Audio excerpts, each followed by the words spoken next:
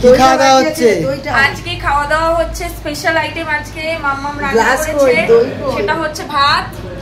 দেখাও এখানে সাদা ভাত, স্যালাড আছে, পোস্ত সরিয়ে কলমি শাক ভাজা আছে, ঢ্যাঁড়স ভাজা আছে, পটল ভাজা আছে, পোস্ত ছড়িয়ে আলু ভাজা। আমাদের ভটিদের বাড়িতে পোস্তটা হচ্ছে মাস্ট, সবেতেই পোস্ত থাকবে।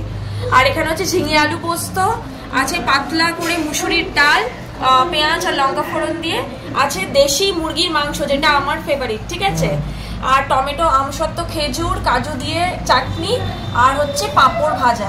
এই হচ্ছে টোটাল আজকের ভিডিও। কেমন লাগছে সবার অবশ্যই জানাবে।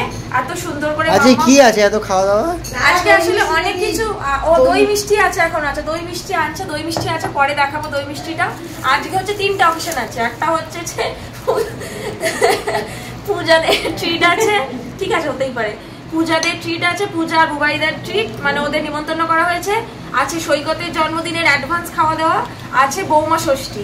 পরপর 3টা অপশন। ঠিক হচ্ছে বলো, সব জিনিস একসাথে খাওয়া হয়ে যাচ্ছে। এই যে দই পড়ে গেছে পাতে, মিষ্টিটা আছে, মিষ্টিটা আবার পরে হবে। তো তোমাদের সবাই জানাবে কেমন লেগেছে এত কিছু রান্না বান্না সবকিছু।